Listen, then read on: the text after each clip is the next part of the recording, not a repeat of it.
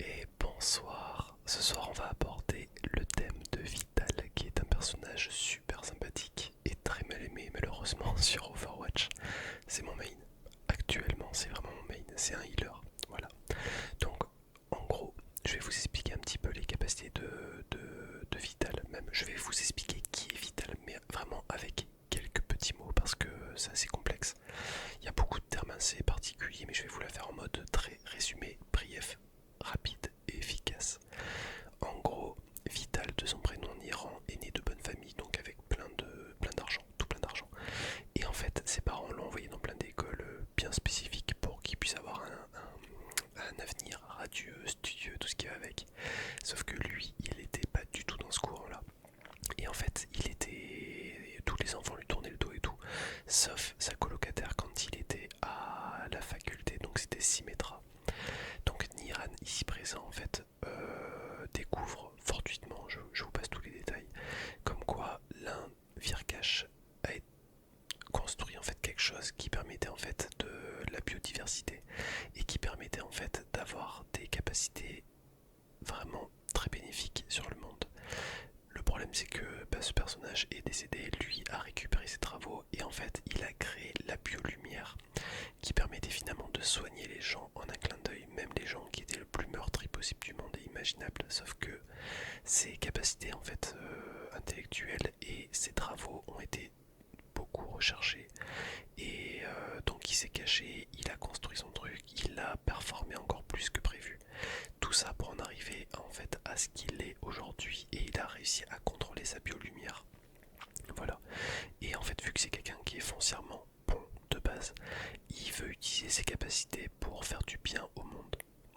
Voilà, un petit résumé rapide et efficace de Vital.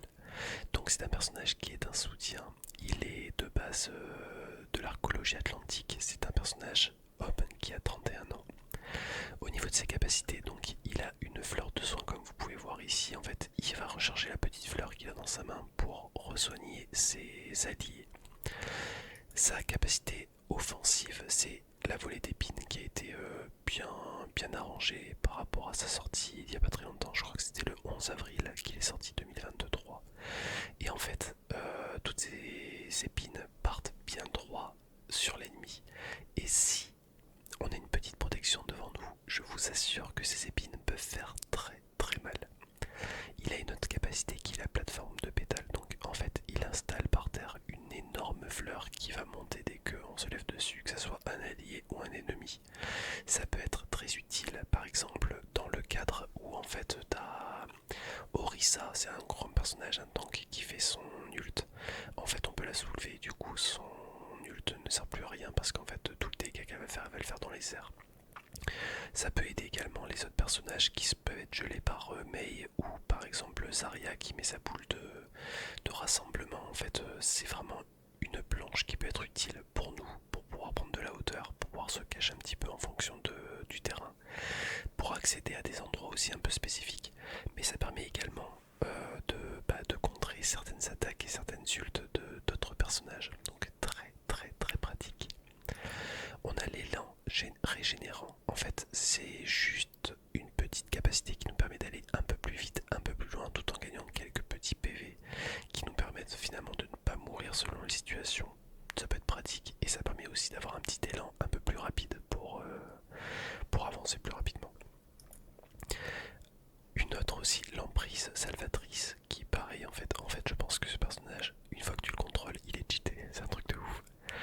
En fait, voilà, comme vous voyez, il y a une ult qui arrive, c'est-à-dire que vous grappez le personnage qui est en face, donc c'est automatiquement un allié, et il est entouré d'une bulle de protection qui le rend invincible durant le petit transfert. Voilà, donc super sympathique aussi. Et enfin, vous avez l'arbre de vie. L'arbre de vie, en fait, vous créez un énorme arbre de soins, en fait, qui est gigantesque, qui a une certaine dose de PV, donc les ennemis peuvent casser l'arbre s'ils tirent un peu trop dessus. En premier lieu, en fait, il envoie une énorme salve de soins qui va régénérer tout le monde autour. Et en fait, il va y avoir plusieurs salves au fur et à mesure du temps qui vont affaiblir le nombre de PV qu'il va pouvoir soigner. Mais il va continuer à soigner toujours par salve, par une fois, encore une fois, encore une fois, comme vous voyez sur la petite vidéo. voilà en gros pour la petite histoire de Vital. On va passer maintenant directement à la présentation de Vital, ça va être pas mal. Je vais vous montrer un petit peu à quoi il ressemble et on va partir sur un petit peu de gameplay. A de suite. Et voilà, on se retrouve pour une petite présentation de Vital ici présent. Donc vous voyez en fait les différents skins qu'il peut avoir. Donc ça en fait c'est le skin de base, donc il est gris et rose. Vous avez le deuxième skin qui est plutôt tourné, on va dire folklore chinois, j'aime pas du tout, je déteste ça. Le deuxième c'est le régent, donc très sympathique mais un petit peu trop coloré à mon goût. Celui-ci il l'est encore plus, mais je préfère parce que je trouve qu'ils sont un peu plus raccords. Par contre celui-là, je kiffe, j'adore. Lui c'est mon but ultime, je pense que ça va être celui que j'aurai bientôt. Et celui-ci, c'est le skin que j'ai actuellement, que j'ai pu débloquer lors des précédentes saisons, tout simplement. Bon, je vous ai passé l'impasse, je vous ai fait l'impasse sur la recherche de parties. Alors j'ai décidé de vous laisser un petit peu en fond sonore le son du jeu. Je trouve que ça peut faire une petite immersion, pas trop agressive non plus. Bon, vous allez pouvoir voir quand même, il parle beaucoup, beaucoup, beaucoup. Ça parle énormément dans le jeu, c'est-à-dire que tous les personnages ont des interactions les uns avec les autres. C'est-à-dire que Vital aura des interactions particulières avec Symmetra, avec Lucio, avec Torbjörn. Et en fait, chaque personnage aura des réponses ou des réparties particulières en fonction de s'ils s'aiment, s'ils s'aiment pas, s'ils ont une histoire commune, s'ils se présentent. J'ai trouvé ça super sympa et c'est très détaillé quand même, donc il y a des moments où tu as un petit sourire. Quand tu connais l'histoire des personnages, c'est plutôt pas mal. Donc voilà, pour revenir un peu à l'histoire de Vital, là en fait il utilise sa petite fleur pour soigner ses coéquipiers. Là par exemple, vous voyez que dès qu'ils sont pas très bien, je peux envoyer une fleur qui va les soigner. Donc c'est à dire que je suis pas obligé de viser, c'est quasiment automatique, j'ai plus qu'à viser un peu l'ensemble d'eux. Là par exemple vous voyez que le gros singe Winston qui est en face, il était en galère et j'ai pu le grapper avec ma deuxième capacité qui était en fait la boule de protection. Donc en gros il y a un bouclier qui se met autour et ça me permet de grapper en fait les personnages qui sont un petit peu compliqués, de les ramener vers moi pour que je puisse de 1 les healer et de 2 les protéger d'une situation bien particulière. Après Winston, il n'a pas forcément besoin de ça, sachant qu'en fait il a un gameplay, un déplacement qui est quand même hyper agressif et très lointain. Il peut sauter très très loin. Là vous voyez par exemple que ça c'est une vue de healer, c'est-à-dire que quand on est DPS ou tank, on voit pas forcément les grosses croix rouges pour dire que les coéquipiers sont dans un mauvais état. On le voit quand même très très bien quand on est healer. On peut pas trop les louper, sauf si on se cale juste derrière. Donc là par exemple j'utilise ma capacité d'épine et en fait j'envoie, en gros il y a tous les ennemis qui sont devant et bah je y vais comme un dératé, hein, je tire, je réfléchis pas, je tire dedans tout simplement. Là je viens de débloquer ma capacité ultime qui est le gros arbre et je vais essayer de protéger mes collègues qui sont devant tout le monde en fait. Voilà, par exemple là ils ont commencé à jouer mais sauf qu'ils sont restés devant la sortie, ils ont fait un peu de l'anti-jeu sur le coup, faut pas abuser. Et j'ai pu grapper du coup une dernière fois encore Winston parce qu'il était vraiment très mal en point.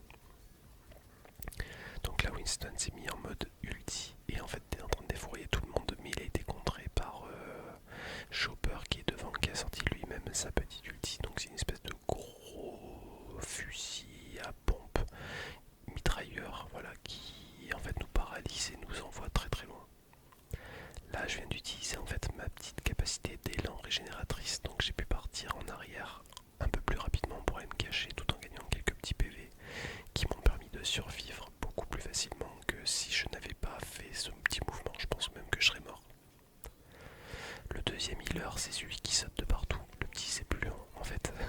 Lucio il est sympa, il est très très sympa. Il fait un heal de zone mais ça vous verrez ça quand je ferai une prochaine petite vidéo. Là je viens de grapper encore une fois et là c'est la capacité ultime de Enzo. Donc Enzo en fait il balance un joli petit dragon qui détruit tout sur son passage. Donc le but du jeu c'est de partir le plus rapidement possible. Donc vous voyez quand même que le personnage de Vital il peut être autant offensif que défensif. C'est à dire que je peux garder une zone grâce à mon arbre. je sécurise le périmètre en assurant des PV pour tout le monde pendant une belle durée, ce qui permet en fait à mes mates de pouvoir rester sur la position et de garder le petit véhicule qui essaie d'avancer dans notre camp. Donc là, je vous l'ai pas dit encore, mais le but du jeu, c'est pas comme le contrôle de points que vous avez pu voir avec Iliari. Là, en fait, c'est le petit vaisseau qui est au milieu. Vous voyez, il y a un rail qui va suivre le mouvement. Ah, ça y est, je suis mort, enfin. En fait, le petit vaisseau qui est là, il part du point A et il doit arriver au point B, en fait, qui est dans notre camp, tout simplement. Donc, le but du jeu, c'est de ralentir l'ascension de l'équipe adverse pour pas qu'ils arrivent dans notre camp avec leur vaisseau. S'ils arrivent au dernier point, ben, en fait, on a perdu. Donc, nous, le moyen qu'on a pour pouvoir les ralentir, c'est de tuer l'équipe adverse, en tout cas les plus forts, pour qu'ils repartent dans leur spawn au bout de 10 secondes. Donc ça veut dire qu'au lieu de se battre à 5, ils vont se battre à 4, 3, 2, 1, voire même 0 si l'équipe est éliminée complètement. Et on repart sur une bonne base pour que tout le monde de notre équipe nous soit régénéré et que la bataille recommence. Après, la petite technique est tout simplement en fait de tuer les uns après les autres pour qu'ils se retrouvent toujours et uniquement à 4 et non pas à 5. Donc en fait, moi mon but, voilà, je viens de crêper encore Winston parce qu'il allait se faire avoir. Voilà, notre but en fait, c'est en fait de tuer les uns après les autres pour pouvoir en fait être sur un terrain de 5 contre 4 pour toujours pouvoir mener la danse. Voilà, bon là c'est encore Enzo, je viens de réussir à choper encore Winston. Je crois qu'en fait, il a cru qu'il avait une touche avec moi, lui, c'est pas possible. Je l'ai soulevé plus d'une fois, c'est pas possible. Bon voilà, là je viens de me faire éclater par Chopper. Éclater, éclater, éclater, éclater. Donc le petit respawn quand même dure un certain moment, mais ce qui est cassé, casse-couille quand même, c'est que on respawn quand même très loin de la zone à laquelle en fait les combats sont. C'est-à-dire que pour rejoindre la zone de combat, on peut mettre facilement 10 secondes, et les 10 secondes, c'est 10 secondes qui peuvent être fatales pour l'équipe. Sachant que t'es healer et que tu dois tout simplement healer tes mates, donc les maintenir en vie. Sans toi, réellement, c'est très compliqué. Donc là, je viens de réussir à sauver Lucio parce qu'il était vraiment mal en point, il était en train d'essayer de se planquer. Donc à défaut qu'il aille se planquer, je l'ai récupéré pour le remettre plus proche de moi. Donc ouais, le but du jeu quand t'es healer, c'est de réussir en fait à gérer savoureusement le côté healer et le côté offensif avec les coups. Même Ange, que je vous présenterai, que j'aime beaucoup aussi, c'est une piou-piouteuse énorme. Vous allez voir que j'ai un certain culot avec Ange aussi. C'est-à-dire que j'ai pas peur en fait de réanimer mes collègues en pleine bataille, c'est-à-dire en plein milieu d'un terrain de guerre quoi. Et c'est l'une des capacités qui peut manquer sur un autre healer je pense. Après, la catégorie DPS, donc les dégâts ou les tanks, ça peut être super intéressant, mais selon les personnages. Là par exemple, voilà, je me suis retrouvé complètement bloqué par Chopper qui m'a soulevé en fait avec son mitrailleur. Donc j'ai essayé de mettre en fait dans l'optique de mettre la fleur pour faire une espèce de petit bouclier pour que je puisse retrouver un peu le contrôle de mon personnage, parce qu'il a réussi à me soulever du sol et à me bloquer en fait contre le mur et je ne pouvais strictement rien faire. Donc si j'avais pas mis ma fleur, en fait je serais mort tout simplement. Il aurait réussi à me tronquer contre un mur et en fait à me faire mourir comme ça. Donc je serais reparti au respawn et j'aurais dû remettre encore 10 secondes entre réanimer et revenir sur le terrain de combat. Donc là pour l'instant la partie elle se passe plutôt bien, sauf là où il y a tous mes mates qui sont morts, donc j'ai rejoint Torbjörn pour le sécuriser lui aussi de son côté. Il y a Tracer qui est tout au fond là-bas, voilà, qui essaie de revenir désespérément, que j'ai réussi à attraper au vol. Mais voilà, c'était sympa. Après là, l'équipe adverse a réussi à faire la moitié du chemin, réellement. Mais il ne reste plus que 15 secondes pour contrôler, pour pouvoir gagner la partie. À savoir que dans Overwatch, rien n'est jamais gagné. J'ai l'impression que de temps en temps, alors je vais peut-être faire ma langue de pas bien, de méchant, mais j'ai l'impression que le jeu est un petit peu dopé à certains moments. Quand on voit que les parties sont limite, j'ai l'impression que l'équipe qui perd gagne un petit peu en renfort. Voilà, je pense que les stats de chaque personnage sont un petit peu augmentées pour remettre un peu de pression à ceux qui gagnent. Et voilà, encore une petite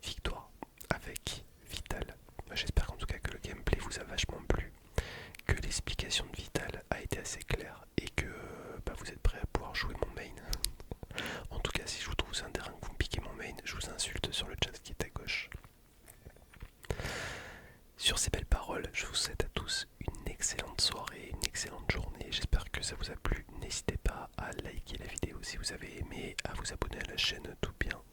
Et on se retrouve bientôt pour de nouvelles vidéos. Je pense que je ferai la prochaine, ça sera peut-être sur Ange.